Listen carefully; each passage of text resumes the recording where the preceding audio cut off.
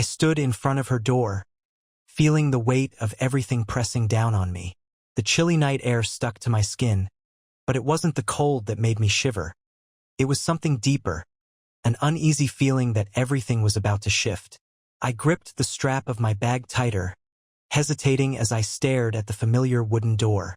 It had been years since I was here, not since the funeral. I had no idea how I'd ended up standing there now. I raised my hand to knock, but just as I was about to, the door creaked open. She appeared in the doorway, bathed in the warm glow from inside, her expression unreadable for a brief moment. Her eyes widened a little, then softened, and I caught a flicker of surprise mixed with what seemed like relief. For a brief second, I thought she might just close the door in my face. Instead, she stepped back, silently inviting me in. "You came back," she said, her voice barely above a whisper, as if she couldn't quite believe it herself. I nodded, feeling a lump rise in my throat. I was at a loss for words. I hadn't figured out how to explain why I was here, why I had nowhere else to go. But she didn't press for answers. She simply stepped aside, leaving the door open, and I walked inside. My feet felt heavy against the old wooden floors.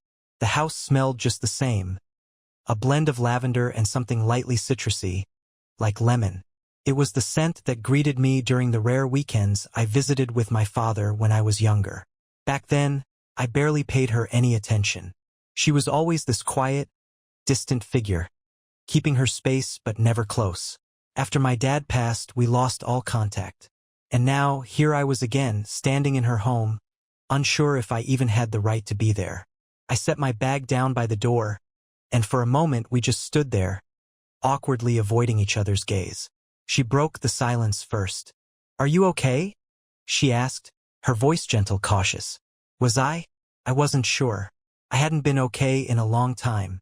Everything had fallen apart. The job I thought I'd land right after college, the relationship that crumbled under the weight of endless arguments, and the growing bills that had led me to this point. I felt embarrassed just standing there, but I had no other choice. I needed somewhere to stay, even if only for a little while. I mumbled, my face burning with shame. She nodded slowly, her eyes searching mine as if trying to understand what I wasn't saying. But she didn't push. She never had. Instead, she gave me a small, reassuring smile. "You can stay as long as you need," she said simply, turning toward the kitchen. "I'll make you something warm to drink. You must be freezing." I followed her, my footsteps echoing through the quiet house. It felt strange being here in a space that once felt so distant and cold. But now it felt different. The house was still the same, but there was something comforting about it, even if I couldn't explain why. Maybe it was the fact that she hadn't questioned me, hadn't judged me for showing up out of the blue needing help. Maybe it was because, for the first time in a long time, I felt like someone actually cared.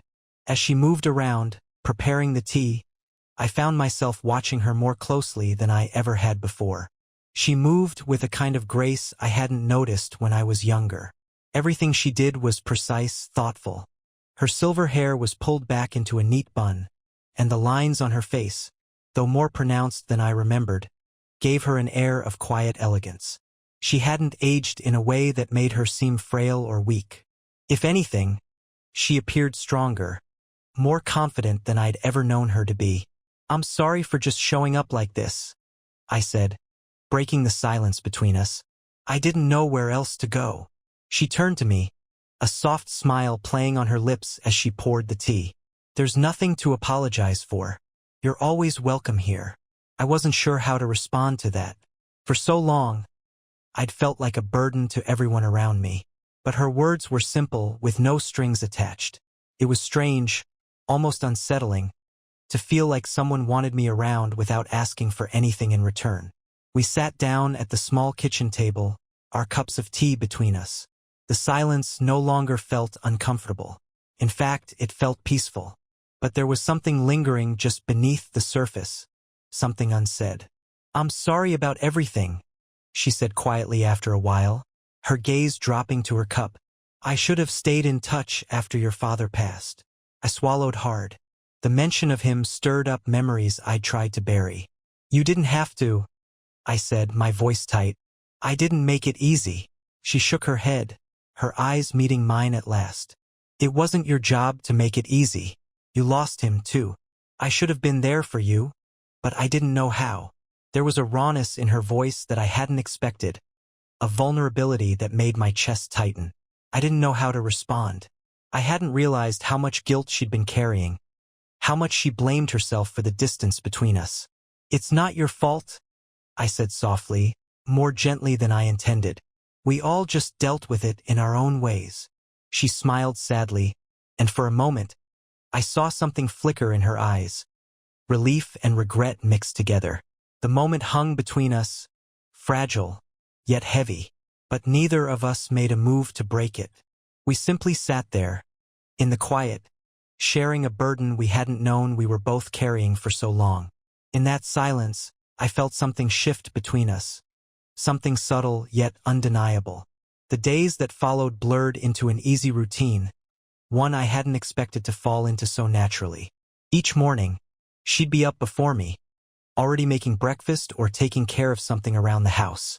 When I came downstairs, she'd offer me a soft smile and place a cup of coffee in front of me before I even had to ask. There was comfort in this, in the way she moved through her days, as though nothing had changed since I'd shown up unannounced. I knew something had shifted between us, even if I couldn't fully explain it. Every time our eyes met, I felt it, like the air between us had changed, and it wasn't long before the awkwardness started to fade. What replaced it was a kind of quiet understanding, unspoken but present. We both seemed to dance around it, avoiding certain topics, but at the same time we were settling into a more comfortable rhythm with each other. Words became less necessary. Our days mostly passed in small, simple ways.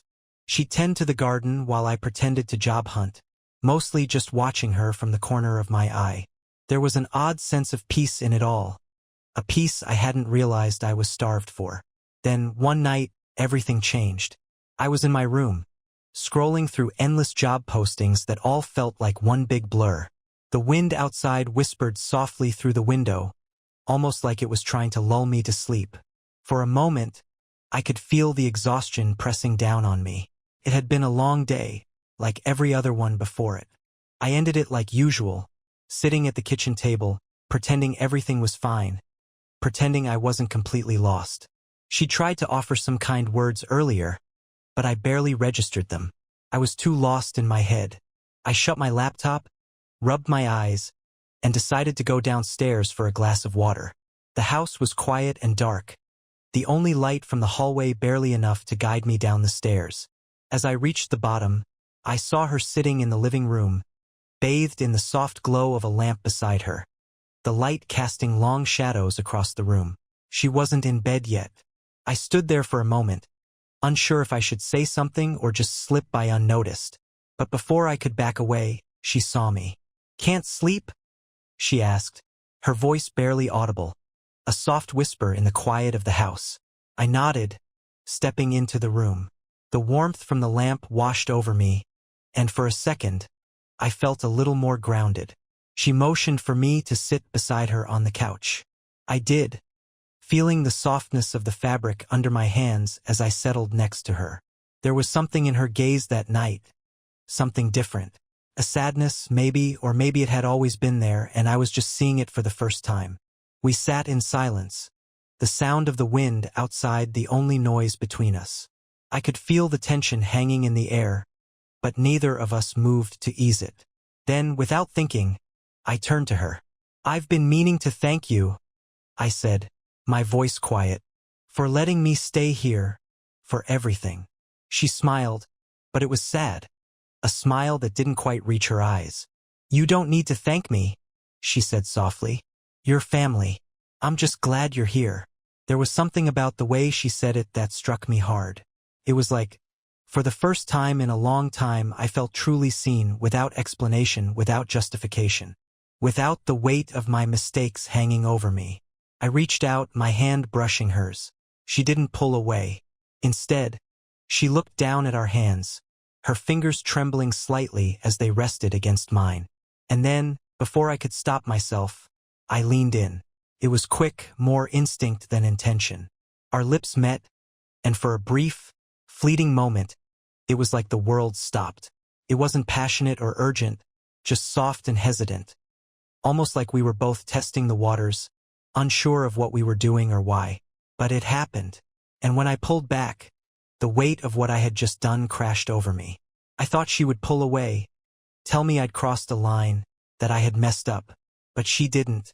She just sat there, her eyes wide, her breath shaky as she looked at me. We were both frozen, neither knowing what to do next. The silence felt heavier than ever, and my heart was pounding in my chest, hammering against my ribs as I realized the gravity of the situation. I started to say something, but the words got stuck in my throat. She shook her head, her voice so quiet it was almost a breath. Don't. And just like that, the moment was gone. She quickly stood up, her hands trembling as she smoothed down her clothes, avoiding my eyes. I think it's time for bed, she said, her voice unsteady. I nodded, unable to speak, and watched as she hurried out of the room, leaving me alone in the soft, dim light. My mind was a mess, spinning with 1,000 jumbled thoughts that made no sense. All I knew for sure was that something had changed, something irreversible, and I had no idea what it meant for either of us. The next morning, I woke up earlier than usual. I lay there for a while, staring up at the ceiling, replaying the events of the night before in my head. That kiss, it hung there in my mind, like a weight I couldn't shake. What had I done? I couldn't stop thinking about it. How wrong it had felt, yet how impossible it had been to stop in that moment. I knew I had crossed a line, and now I had no idea how to face her. I could hear her moving around downstairs, the familiar sound of her morning routine. Coffee brewing, cabinets opening and closing softly. My heart was pounding as I lay there, considering staying in bed and avoiding whatever was coming. But I couldn't do that. I had to face her. When I finally made my way downstairs, she was already sitting at the kitchen table, her hands wrapped around a mug of coffee. She didn't look up when I walked in. Her eyes were fixed on the steam rising from her cup. The tension in the air was palpable, thick enough to suffocate. My stomach twisted with anxiety as I stood there, uncertain about how to break the silence. Where to begin? Morning, I finally managed, my voice sounding rougher than I had expected. Morning, she replied softly, still not meeting my gaze. Her tone was flat, and something about it felt off. It wasn't the usual warmth she carried in her voice, and that made me uneasy. I poured myself a cup of coffee, trying to pretend everything was fine. But nothing about this felt right. The silence between us stretched on, each second making the weight of the moment heavier. I sat down across from her, the pressure of the situation pressing down on me. I wanted to say something about what had happened, but the words felt trapped, stuck somewhere in my throat. Then, she finally looked up at me, and I could see the exhaustion in her eyes. It wasn't just from being tired. It was something deeper, something that had been building for a while. I think we need to talk about last night, she said, setting her mug down carefully, her fingers lingering on the edge of the table as she exhaled slowly. I nodded, feeling my heart race. Yeah, I know. I'm sorry. I stopped myself, realizing I wasn't sure how to finish the sentence. What could I even say? That I didn't mean to kiss her? That would have been a lie. The truth was, in that moment, I had wanted to kiss her, and now I had no idea what to do with that. She didn't speak right away, just stared at the table, as if looking for the right words. I don't know what happened, she said slowly, then hesitated. But we can't let that happen again. It's not right. Her words stung even though I knew she was right. I wasn't sure what I had been expecting, but hearing it out loud made the reality hit me harder. She was my father's widow. She'd been in my life for years, even if we weren't particularly close. What had happened last night couldn't happen again. It shouldn't have happened at all. I know, I said quietly. It was a mistake. She nodded, but her expression told me she wasn't fully convinced by my words. And honestly, I wasn't sure I was convinced either. It was more complicated than just calling it a mistake. Something had changed between us, something neither of us had been ready for. I think we should just put it behind us, she said at last, her voice firmer now. It was a moment of confusion, and we both know better.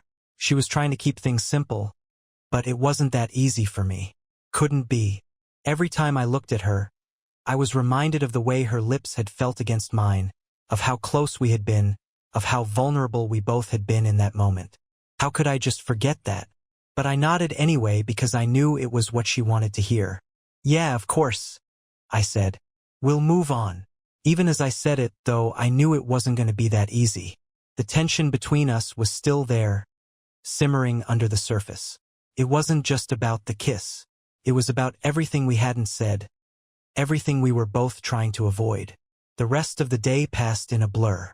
We stuck to our routines, careful to avoid spending too much time together. I tried to focus on job applications, sending out resumes to places I wasn't even sure I wanted to work, but my mind kept wandering back to her, to last night, to how everything between us had shifted. That evening, after dinner, I sat in the living room pretending to watch TV. She was in the kitchen, cleaning up, her movements slow and deliberate.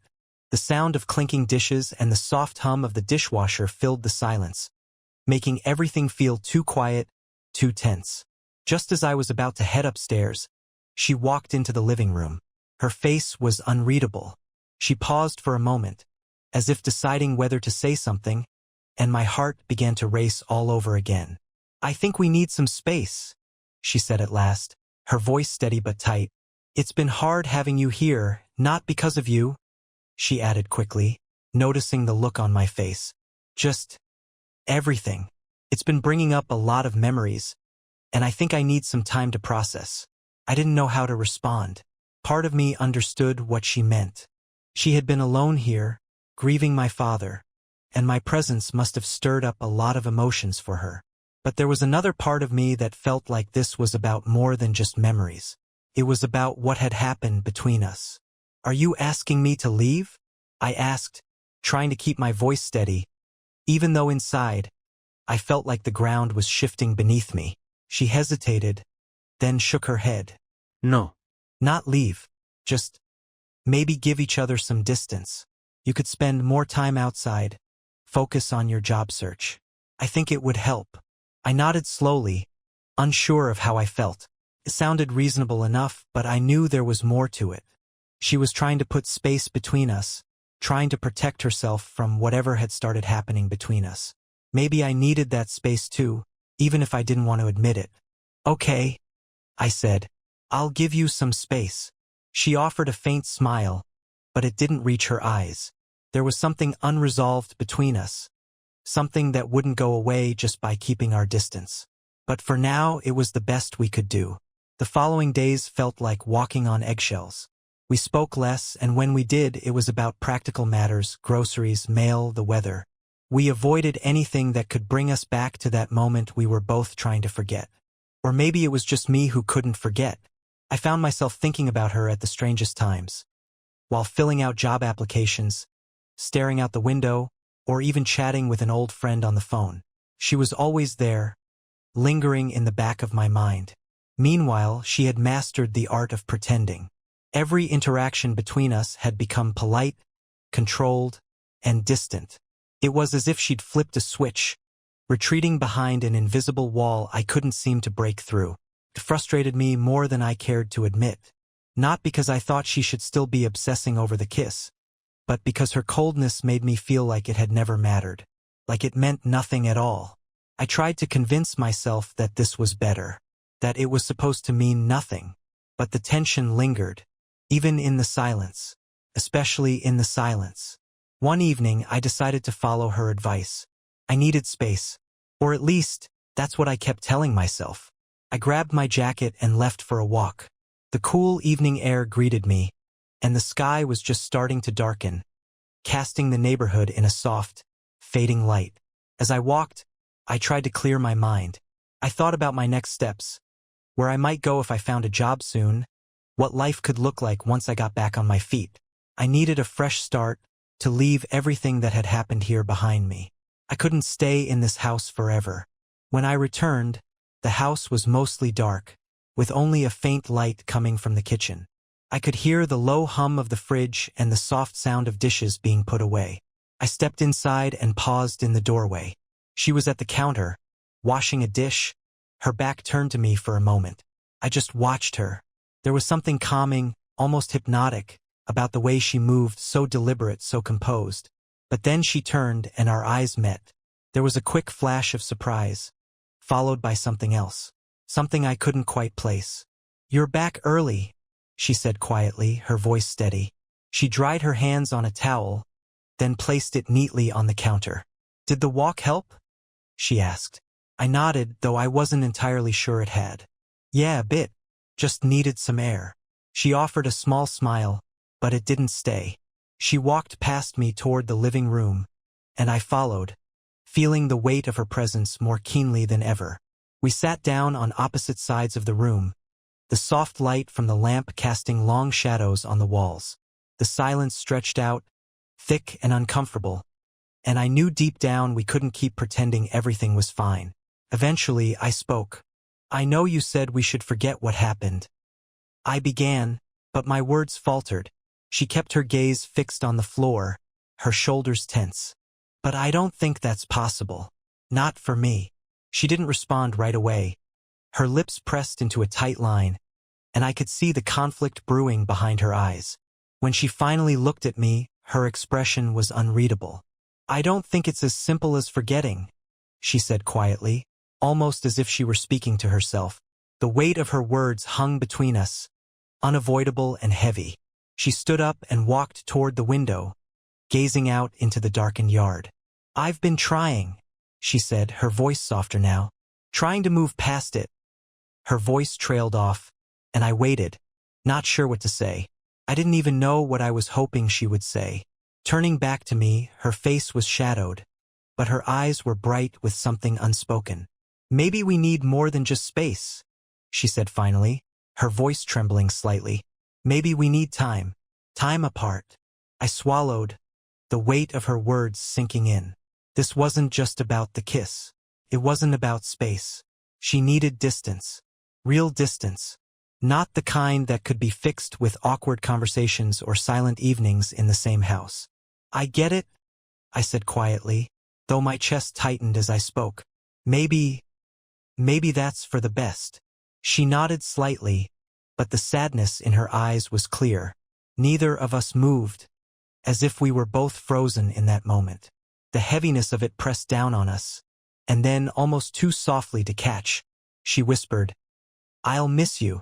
I wasn't sure if she meant it, or if it was just a way to soften the blow, but the words hit me harder than I expected. I stood slowly, unsure of what to do next. I couldn't stay in the room with her any longer. I needed air, real air. Without another word, I turned and walked toward the door. The only sound was the soft click as it closed behind me. The next morning, the house felt emptier than it ever had before. The weight of the previous night still hovered, like a cloud that wouldn't lift. I went through the motions. Made coffee, stared blankly at job listings on my laptop. But everything felt distant, muted. She hadn't come downstairs yet, and the silence was unsettling, echoing in the spaces between us. I knew it was only a matter of time before I'd have to leave. The idea had been creeping into my mind ever since she said we needed more than just space. She was right. The tension between us had become unbearable, and staying here, pretending that things could return to normal, was impossible. Around noon, I heard her footsteps on the stairs. Slow, hesitant, like she wasn't sure if she wanted to face the day. I glanced toward the kitchen doorway, half expecting her to turn around and go back upstairs. But she didn't. Instead, she entered the room, her expression unreadable, her movements cautious, almost too cautious. "Morning," she said quietly, her voice barely a whisper. "Morning," I replied, not looking up from the screen in front of me, though I wasn't really reading anything. The words blurred together, meaningless for a moment. We just shared the same space, not speaking, just breathing, the same air. But the silence felt different now, thicker, heavier, like we both knew something was coming, but neither of us wanted to acknowledge it. Finally, I closed my laptop and looked at her. She was standing by the window, arms crossed, staring out into the yard. The light outside made her look fragile, like she was holding herself together by the thinnest thread. "We need to talk," I said, my voice steady, though inside, I felt anything but. She didn't turn around. "I know," she replied softly, "but I don't know what to say." I stood up and moved toward her, though I kept my distance. I didn't want to make this harder than it already was. "I don't think there's much left to say," I admitted, my words tasting bitter. "We both know I can't stay here." Her shoulders tensed, and for a second I thought she might argue, that she might tell me I was wrong. But instead, she just nodded, still staring out the window. "I've been thinking the same thing," she said quietly, her voice barely audible. "It's not that I want you to leave, but we both know it's the only way." I finished for her, my chest tightening as I spoke the words out loud.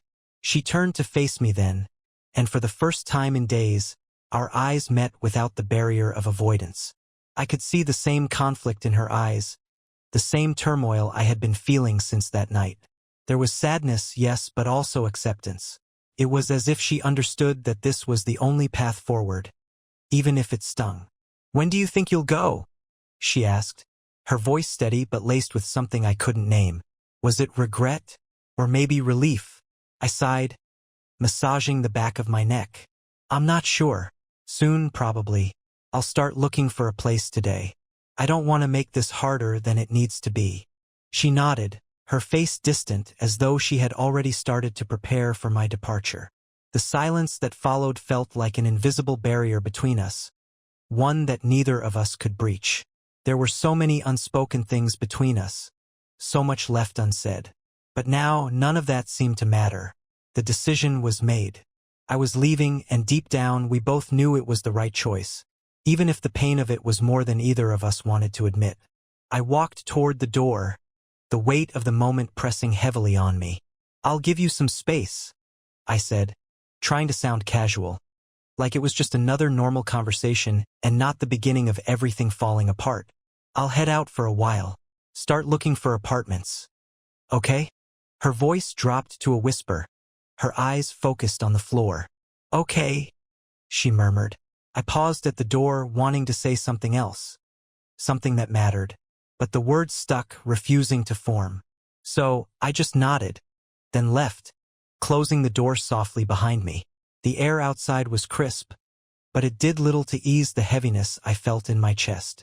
I knew I'd be gone soon, but leaving didn't feel like a relief, felt like a loss.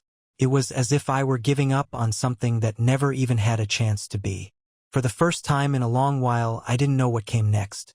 Over the next few days, I drove around looking for apartments, but every place I checked felt cold and unfamiliar, like I was trying to force myself into a life that didn't fit.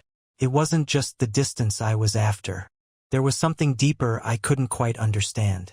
No matter how much I told myself that leaving was the right move, something always pulled me back to the house, to her.